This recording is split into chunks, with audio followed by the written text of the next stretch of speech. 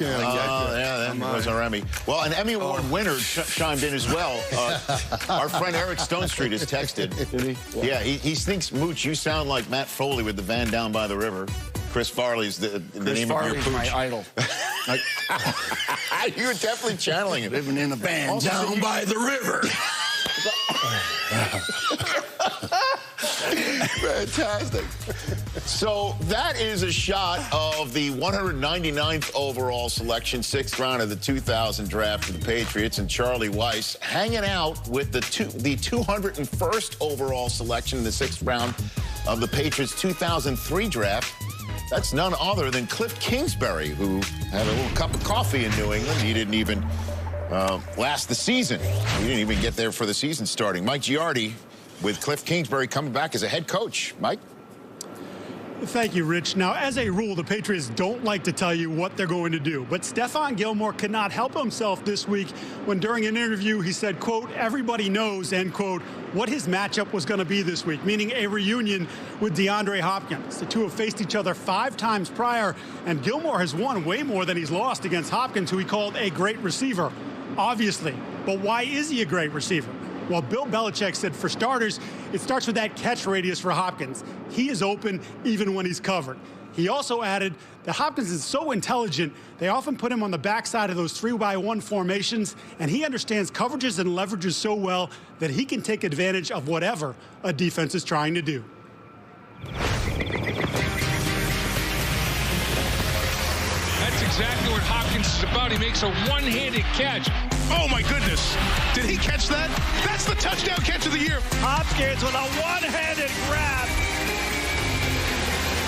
Toe tapper, yes! D-Hop brought it down. Touchdown! You can't cover Duke. DeAndre Hopkins caught it with 1 second left. I can't believe it.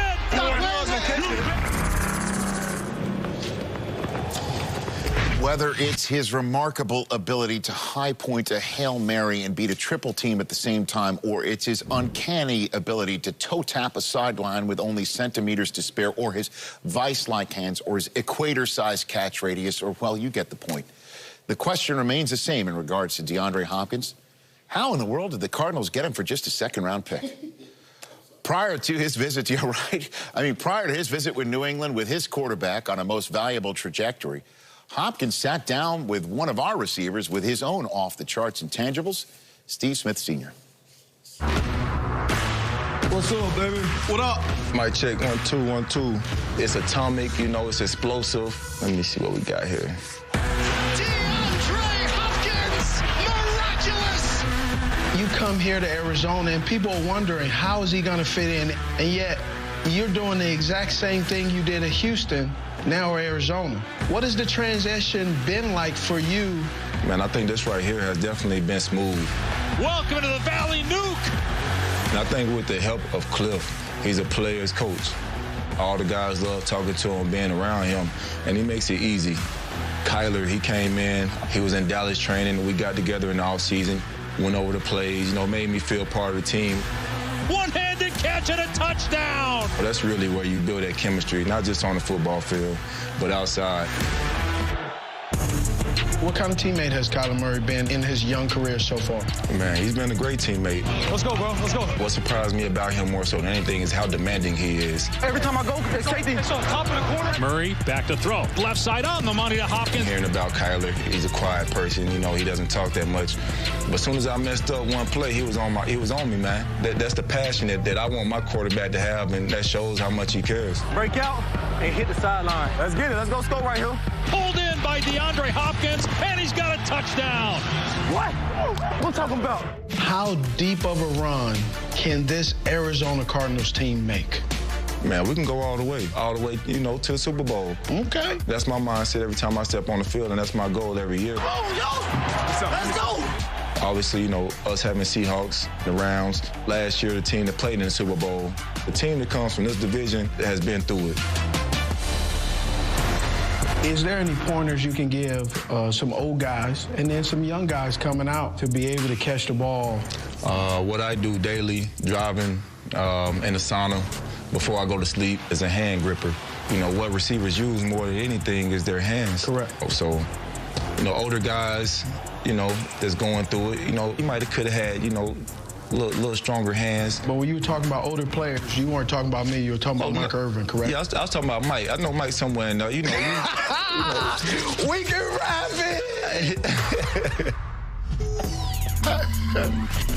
All right, now it's time for Football 101, and subject today is that man right there, DeAndre Hopkins, Irv. And you heard Mike Girardi talk about it a little bit earlier, how they love to put Hopkins as their X-receiver, we say, that backside receiver, what you played in that Dallas offense, and how much that makes it easier on a young quarterback. Man, all I have to do is look back here and go, do I have one-on-one?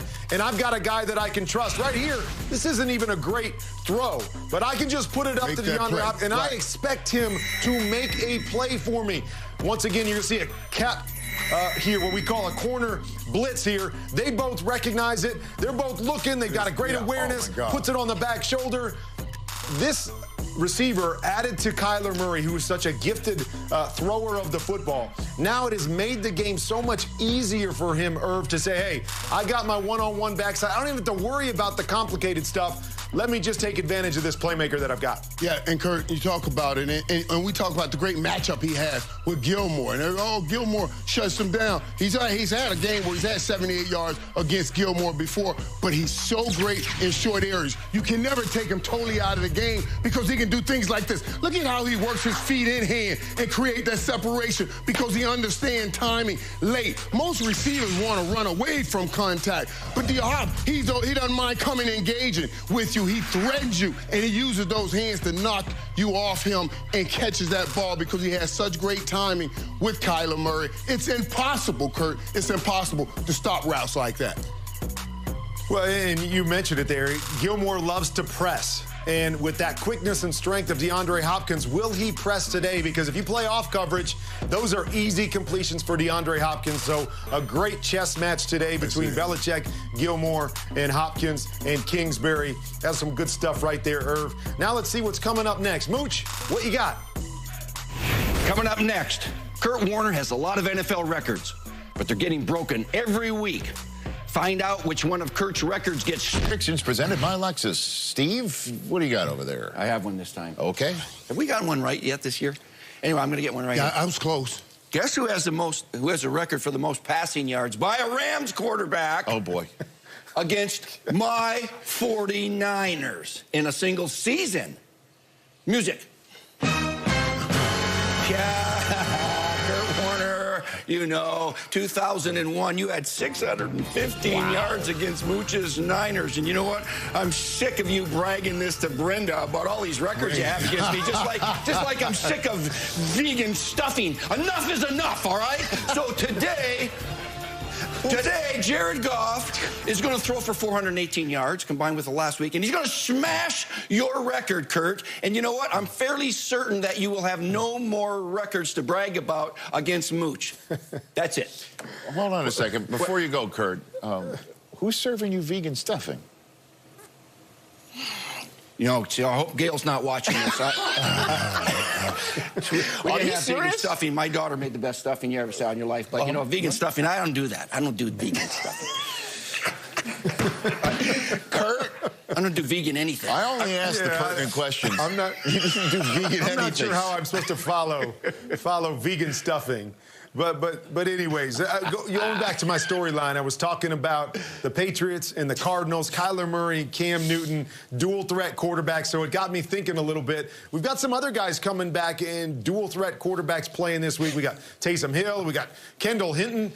Nobody even knows what he is, but obviously he's more of a runner than a passer. We got Mitch Trubisky coming back in. So never ever have we had 10 quarterbacks on one NFL weekend that have thrown for a touchdown and run for a touchdown in the same game. So I say today, we get that never ever 10 quarterbacks. Oh, wow. We'll throw for one and run for one today. 10? Man, I like that, man. 10. Okay. That one. Right, and I'm going to pick up off the 418 that Coach gave Goff today and say that Ryan Fitzpatrick went for 419 yards in Week 16 last year versus Cincinnati Bengals. Rich, today. Oh, please. He's going to help you, Rich. He's going to smash his own record. He's throwing for 420 yards. I love it. He knows he's on his way out. He wants to leave his mark, and he remembers that the Jets was the best opportunity he had at really getting a long-term contract, and they did him dirty.